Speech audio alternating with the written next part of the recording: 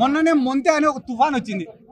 చంద్రబాబు నాయుడు గారు చాలా చాకచక్యంగా వ్యవహరించి వర్షపాతాన్ని తగ్గించి తుఫాన్ని వేరే దారిలో పంపించినాడు.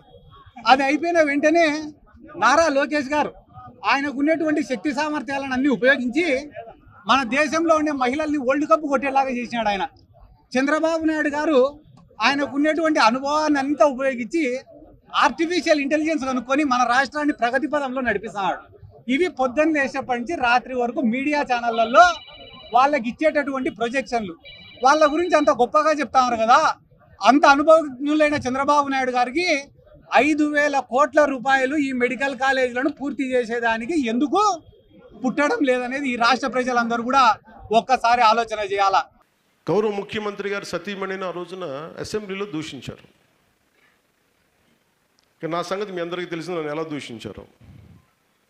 ఏ స్థాయికి పెరిగిపోయారంటే గత ప్రభుత్వంలో అప్పటి ముఖ్యమంత్రి కనుక ఆదేశిస్తే నన్ను చంపేస్తానని ఒకడు,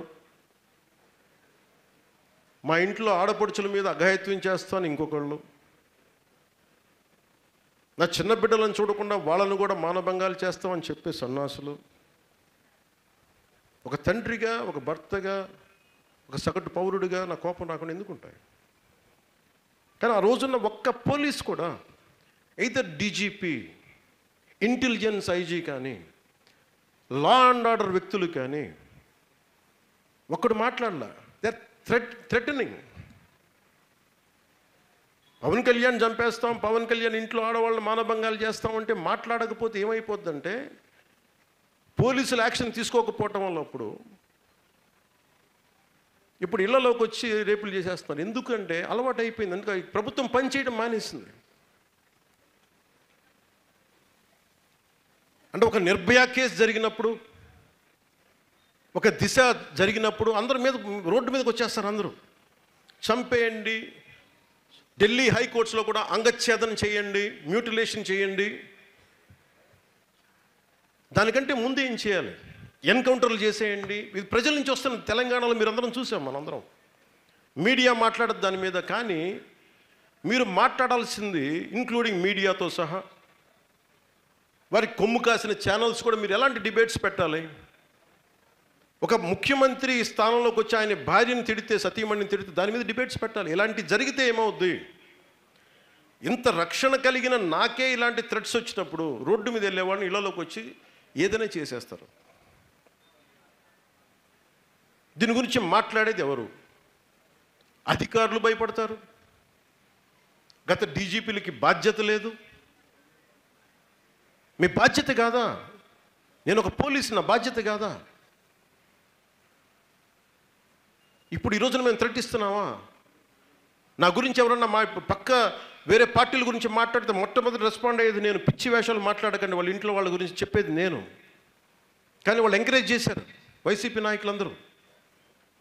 ఒక రేప్ జరిగితే ఒకటి రెండు రేపులు జరగకుండా ఏమవుతాయి అంటే ఆ మాటకి ఈరోజు తిరుపతిలోని, ఇంకో చోట చిత్తూరులోనూ 5 ఏళ్ల బిడ్డని మానభంగం చేశారు. అది దాని రెస్పాన్స్. మీకు ఇది అర్థం కావాలి. మీకు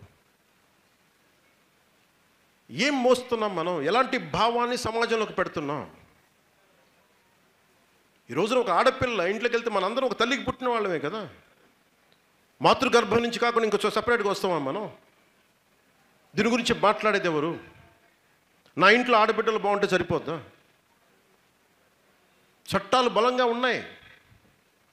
సోషల్ మీడియాలోకి వచ్చి ఏదైనా ఒప్పుకోకపోతే ఇళ్లలోకి వచ్చి రేపులు చేస్తామని బెదిరిస్తారు. లేదంటే డీప్ ఫేక్ టెక్నాలజీ తోటి ఫోటోలు సృష్టిస్తారు. మరి ఏం చేయాలి? ఇది నీకు సోషల్ మీడియాలో మీకు రేపులో చేస్తామంటే నాకే పంపించారు, ఇంకెవరో కాదు. నాకు చాలా ఆవేదన ఉంది దీని మీద. చిన్న వయసు తారతమ్యం లేకుండా విమర్శించడం వేరు, రాజకీయ విమర్శలు వేరు. నేను తప్పులు చేశాను, విమర్శించని సంతోషం. ఇళ్లల్లోకి సంబంధం లేని వాళ్ళకి వచ్చి భయపెడుతున్నారా? భావ ప్రకటన అంట వైసీపీ నాయకులు చెప్తాడు. భావ ప్రకటన తెగేదాకా లాక్కండి, తెగేదాకా లాక్కండి. సహనం ఎంత ఉందో ఈ ప్రభుత్వానికి, తెగింపు కూడా దానికి 10 ఎక్కువ ఉంటుంది. గుర్తుపెట్టుకోండి. అధికారంలో ఉన్నాం కాబట్టి సంయమనం. శాతగా కాదు. పోలీసు అధికారులకు కూడా చెప్తున్నాను, డీజీపీ గారికి కూడా చెప్తున్నాను, ప్రజల ఆవేదనను మీకు ఈరోజు తీసుకొస్తున్నాను. ఇంటెలిజెన్స్ అధికారులకు చెప్తున్నాను, జిల్లా ఎస్పీలకు చెప్తున్నాను, జిల్లా కలెక్టర్లకు చెప్తున్నాను.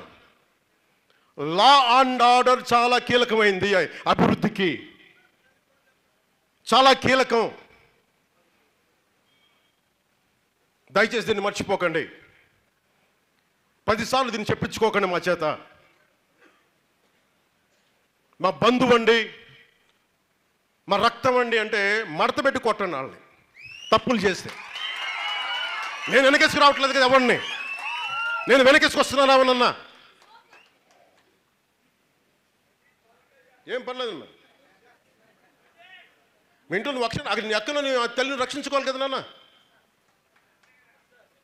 ఎంత నిస్సహాయత. హోమ్ మినిస్టర్ అనిత గారు కూడా చెప్తా ఉన్నాను, మీరు మంత్రి, మీరు హోమ్ మినిస్టర్, మీరు, నేను పంచాయతీరాజ్ శాఖ మంత్రిని, నేను అటవీ శాఖ మంత్రిని, పర్యావరణ శాఖ మంత్రిని, హోం మంత్రి శాఖ మీరు బాధ్యత వహించండి. నేను హోంశాఖ తీసుకున్న పరిస్థితులు వేరుగా ఉంటాయి, గుర్తుపెట్టుకోండి.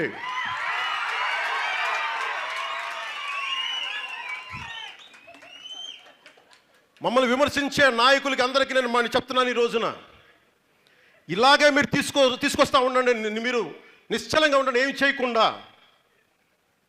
హోం బాధ్యతలు కూడా తీసుకోవాల్సి వస్తుంది, గుర్తుపెట్టుకోండి. అందరూ బాగుండాలని కోరుకుంటాం, అందరూ బాగుండాలని కోరుకుంటాం.